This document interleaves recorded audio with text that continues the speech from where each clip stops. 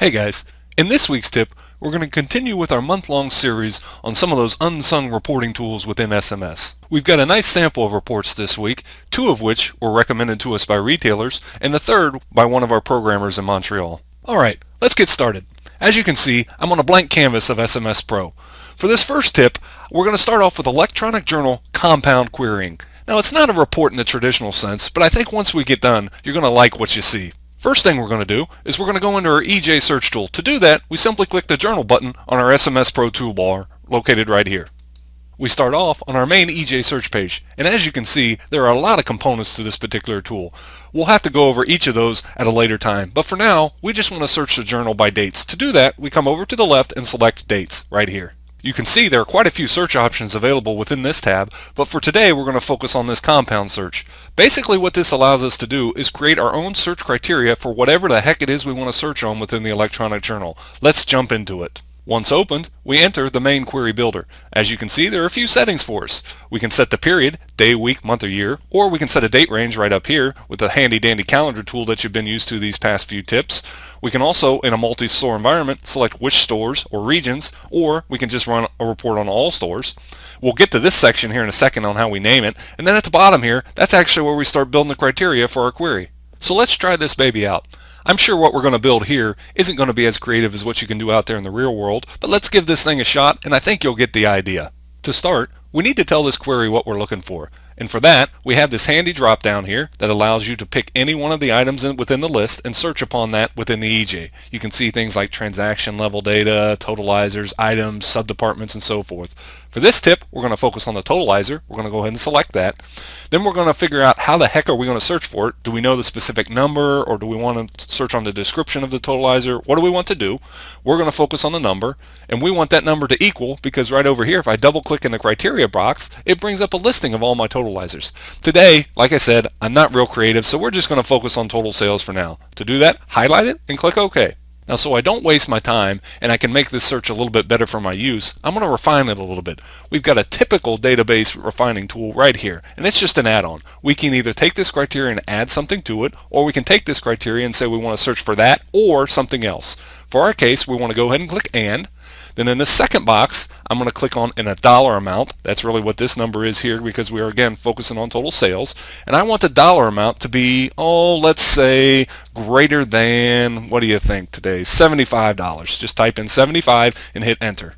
Now we could run this report right now and it would give me all sales for today's date that were greater than $75. But that's not what I'm looking for in this case. I want to add one more bit of criteria to it. So to do that, I come over here, hit add criteria, and you'll see that a second line pops up right here, just like the first, where we can go in and focus and refine the search. Let's say I was looking for transactions where total sales were greater than $75 but included a specific item. To do that, come to the search for drop down box here, select it, come down to item regular right here. We're going to select then a UPC. We want that UPC in my case to be, let's pick this one. That's a nice one to pick with. And we're just going to go ahead and hit enter. And that's really the end of our query at this point. Now if I did everything correctly, we should get a report that shows us all transactions that happened on December 6th, today, that are greater than $75 that included this UPC right here. Cross your fingers, go ahead and hit launch, and let's see what happens. Alright, we got exactly what we wanted. You can see right over here in the refined search area, we got 4 transactions where the total sales were greater than $75 for sure. And then I bet if we were to dig down into these a little bit, we could hit the all summary here. We would see that our UPC that we selected, yep, there it is, right there. So this is the copy of the receipt, what actually went on during this transaction on today's date where the sale was greater than $75 and it included this specific UPC. That's pretty cool stuff. And if you pick up the phone and call within the next 10 minutes, we're going to give you yet another exciting tip absolutely free within the EJ Compound Query tool. Now remember when I said this isn't a traditional reporting tool? Well, it really isn't, but what if we could save this query and you could access it right from your preferred report screen? Wouldn't that be pretty awesome? Yeah, I think so. Let's show you how to do it. All we have to do, close out of this query result. We come back to the query that we had created, and all we have to do, just like some of the tasks that we looked at last couple weeks, we click this add button up here in the top right corner. Whoops, before we do that, I forgot to mention, you can save and rename your query right here within the EJ tool. To do it, simply click in this box, name it something that's familiar to you. Let's say, 123 PLU, that's the name we want, hit enter, and now we can come back into our EJ tool to later date, simply use the select menu when we enter, and our query is already right there for us. Now let's get back to adding this thing to our preferred reports page. Now we're ready to add this thing to our preferred report page. To do it, simply click this add button. That familiar window pops up that asks us where do we want to add this piece. We want to put it on a report page. Highlight it, click OK. Another window pops up, which report page? I want to stick it on my preferred reports page. Go ahead, highlight it, click OK, and then you'll get that familiar grid that we had last week that shows us all the reports on our preferred report page, the order in which they're going to appear, and then we can do any renaming or we can assign to what level of security, things like that. For now, we're okay with it. We're going to exit out of here. Then I bet if we go click our reports button right up here, that compound query will show up. Let's see. Yep, there it is, right there for you. Now you can come to your main reporting window, select the compound reporting tool button right here that we just added, and you can see it takes us right to our query. So we can change the dates, we can change the time periods, we could even change the UPC if that's what we wanted to do. Pretty neat little tool. Alright, let's take a look at this week's report number 2. Have you seen those TV commercials where the major home improvement retailer goes up to its customers and said, wouldn't you like to know what you purchased last year? And all of them say, yay! We'd love to see that. Well, you know what? In SMS, we've been doing that for years. So check this out. We go into our main report tool, click on that button. We're looking for customers, click on the drop down, and we're looking at customer totals, so click here. On the bottom half, we have two reports that are very, very similar that just give us two different views. Customer velocity. Let's take a quick look at each. This first view is probably best suited for store personnel simply because it lists all the customers right in line. So when we open it up, we can select the period, day, week, month, or year, or we can do a date range. We can select specific customers as well, specific groups, or even price ranges. In our case, I'm going to do it simple, focus on today's date, and I'm going to do all customers, so hit the launch button right over here to the top right. Let's review what we have. Well, you can see we've got by customer here, the items that they purchased, the specific UPCs, the specific quantity that they purchased, and the price that they paid for it.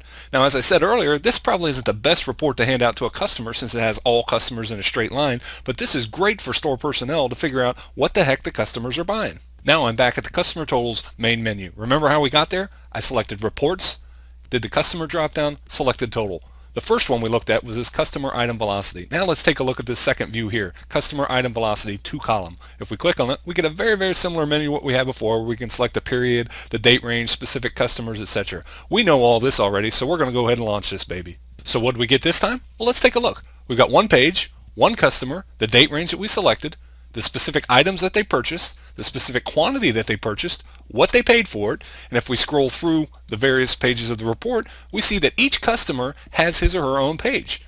Like all SMS reports, we can print it exactly as you see here. We can also save it to a PDF on a local drive, and we can even email these things. Yay! Alright, the last report that we're going to look at today is intended to be used with those vendors that you purchase from weekly, or maybe even your DSD guys. Let's take a look at this one. First thing we're going to do is go into Report Tool, Main Window. We're going to select Vendors from the drop-down.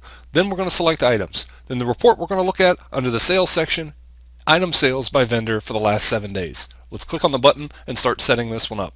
This one's pretty easy to set up. We only have a weekly view, but we can use the past and future buttons to go backward or forward in time, whatever we need to set up. We can search on all vendors, or we can search on one particular vendor, what we'll do in this case. If we have multiple stores, we can adjust that here. And then we can also change what the report actually spits out. We can tell it by UPC, or since we're talking with a vendor, let's use his codes so that our language is the same.